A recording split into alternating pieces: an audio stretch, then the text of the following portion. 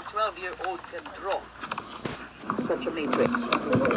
As I have often said, I will not dignify any further this so-called drug matrix, which any ordinary lawyer knows too well, properly belongs to the garbage can. Kaya nga,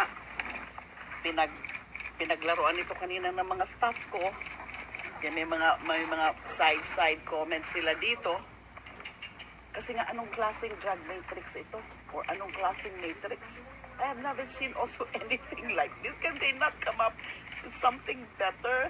Something more professional looking? Scrap paper lang yan, ma'am. Scrap paper. It belongs to the garbage can. Sa basura lang po ito pwedeng ilagay. Kayo na po ang humusga. Tingnan na lang po ninyo ang matrix na ginawa nila. Na miski 12 taong gulang na bata ay kayang i-drawing. Lahat po ng araw, palabas sa pangalan ko. Wala pong tumuturo sa akin dito. 2 o 3 sa nilink sa akin doon ay mga dating katrabaho ko lang.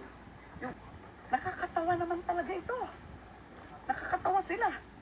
Kung matatandaan Huwag kang gumawa ng diversionary tactic. Si Governor Espino, nung DOJ Secretary pa lang ako ng murder complaint based on a testimony of a minor, tapos ngayon, sasabihin kasabwat ko siya. Grabe talaga sila kung mag-invento ng kwento. Sobrang katawa-tawa ito. This whole madness is almost laughable. Sa totoo lang, mga nakaraang ilang araw, sobra yung pangingit-ngit ko doon sa mga linalabas. Pero ngayong araw ko, nung nakita ko na ito, Matrix, natatawa na lang ako at naaawa na rin po ako sa Pangulo. Yan po ang Talaga lang ha? Kaya sana po, maawa na rin sa akin ang Pangulo, natigilan na niya po yan. This is already madness, Mr. President. Bahala na sila kung meron talagang tunay na ebidensya. Bahala na sila kung anong gagawin nila sa so-called ebidensya. But may I again tell you what I told my second press con at the Kamuning Bakery?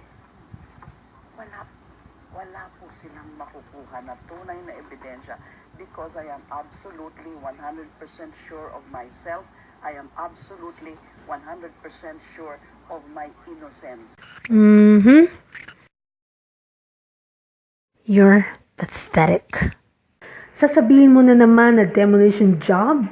Demolition job. Gawain mo kaya alam mo yun. Basura? You mean binabato ka ng basura na ikaw mismo ang nagkakalat? Weird mo ah. Lumang palusot yan. Saka alam mo na totoo lang, Dilimaw, apektado ka kaya ka nag-iingay. Because you know for yourself there's a huge chunk of truth dun sa matrix na inilabas ng Pangulo. Dahil kung hindi ka apektado, you don't need to explain yourself ng katakot-takot sa mga press conference mo. Hindi mo rin sasabihin na kailangan hindi fabricated ang evidence dahil kung talagang wala kang kasalanan, you will know na anuman ilalabas nila ay peke because you know the truth. Sa ginagawa mong yan, your guilt shows. Saka huwag ka magpapa-interview habang kumakain. Wala kang etiquette eh.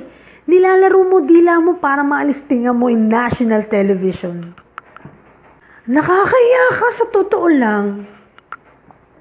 Bakit kita nasa psychoanalyze, Dilimaw? Because that's what I do for a living.